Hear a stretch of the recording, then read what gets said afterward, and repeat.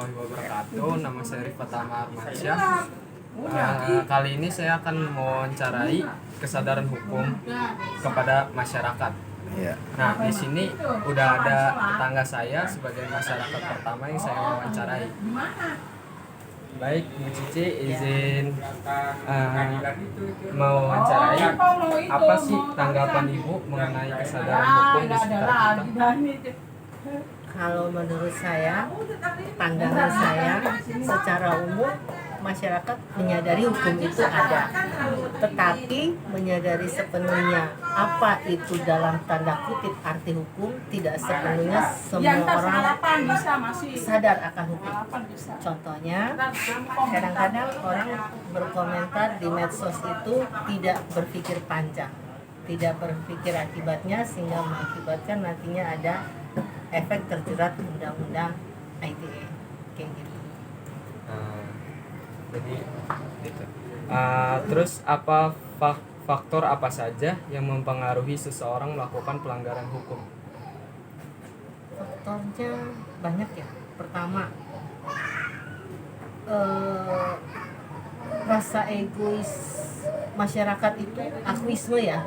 Masing-masing merasa bahwa dirinya adalah yang benar.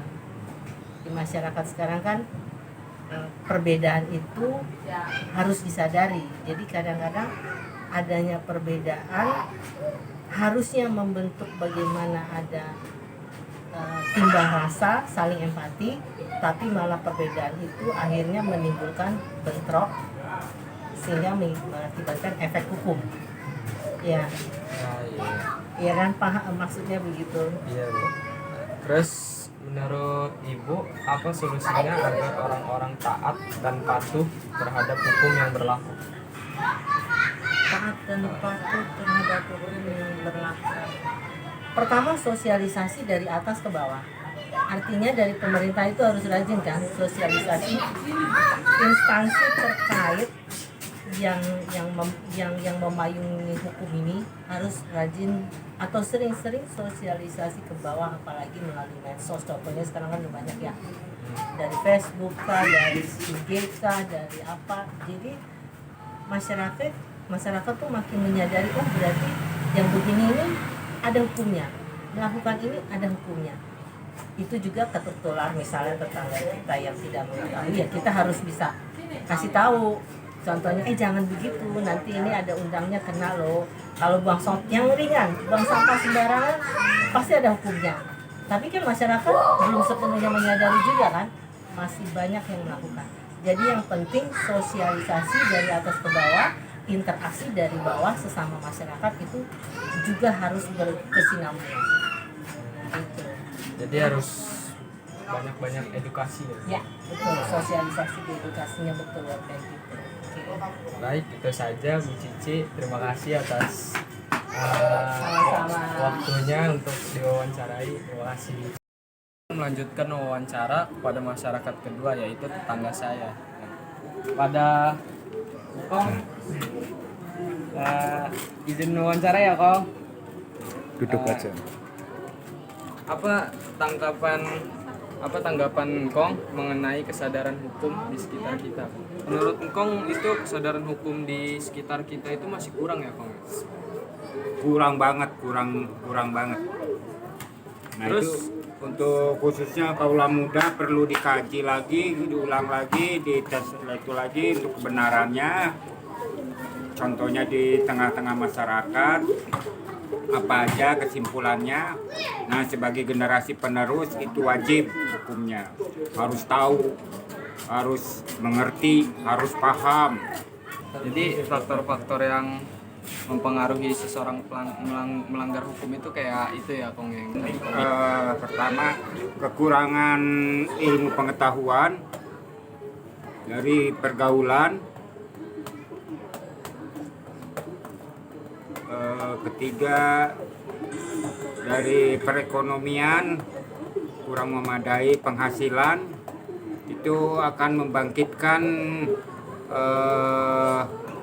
di acara sosial, membangkitkan untuk curah mor, narkoba, pembegalan, penipuan, perzinahan, perkosaan. Itu semuanya melanggar hukum semua. Terus solusinya apa tuh Kong?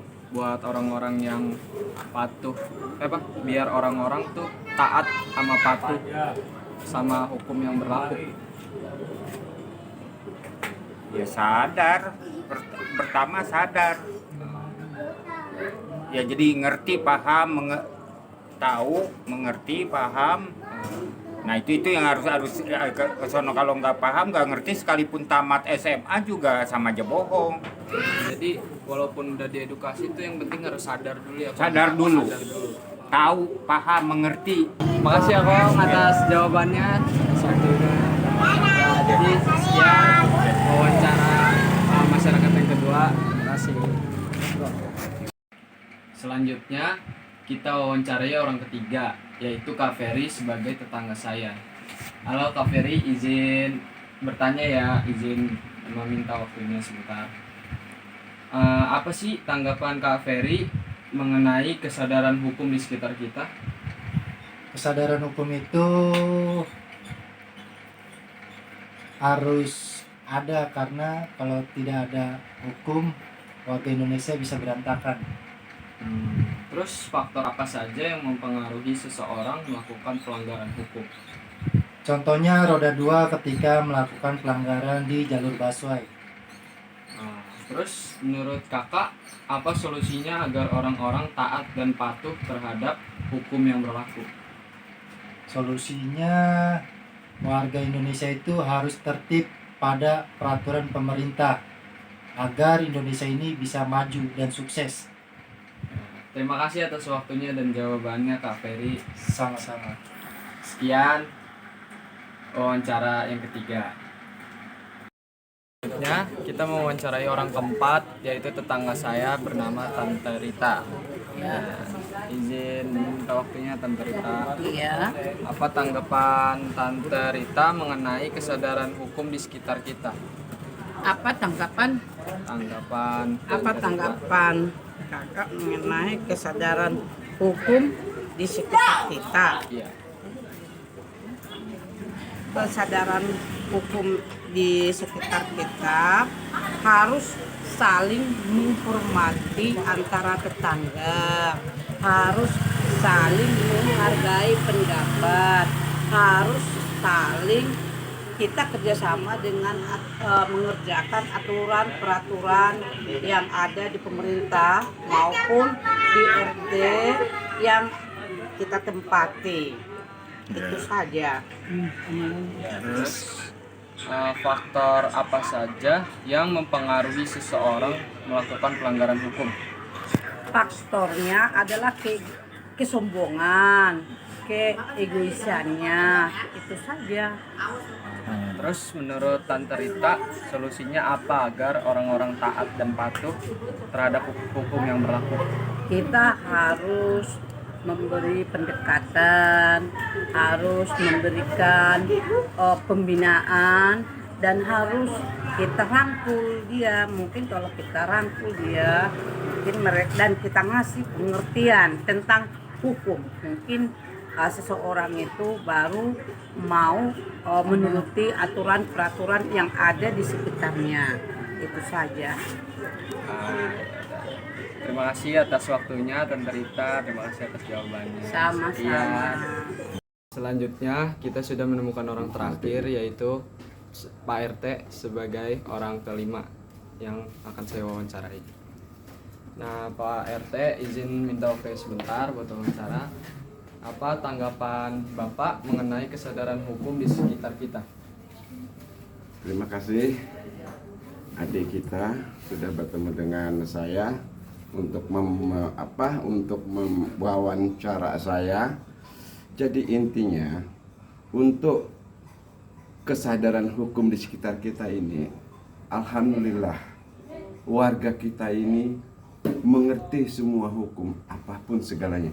Baik mereka yang mempunyai kurang kesadaran hukum, alhamdulillah kita juga sering ngasih edukasi ke keluarga tentang pengertian hukum. Alhamdulillah, khusus warga di RT 07 memahami semua apapun, mana yang kurang baik, mana yang baik.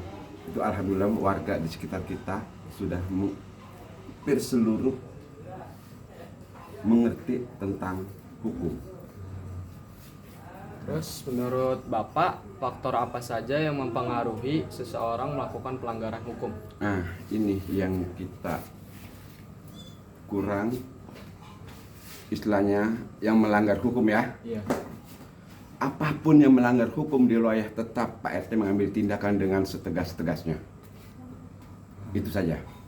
Ya, terus menurut Bapak, apa solusinya agar orang-orang taat dan patuh terhadap hukum yang berlaku? Nah, ini hampir sama dengan poin yang pertama ya.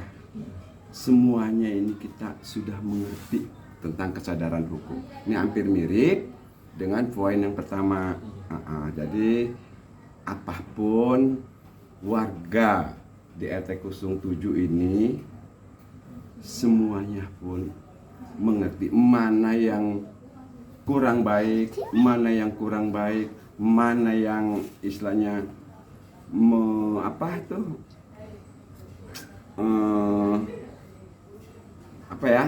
istilahnya memperbandingkan mana yang orang yang hatinya itu kebaikannya atau kekurangannya atau dikatakan kedengkiannya, itu memahami semua.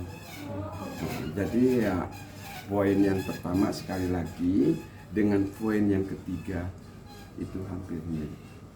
Intinya keluarga atau warga di khususnya RT 07 memahami tentang poin-poin yang adik wawancari dengan Pak RT ini. Ya, terima kasih atas waktu dan jawaban Pak RT. Terima kasih banyak ya Pak. Sama-sama adik ya, alhamdulillah adik sudah berkunjung mewawancarai pengurus tentang dasar-dasar hukum yang ada. Terima kasih. Ya. Ya.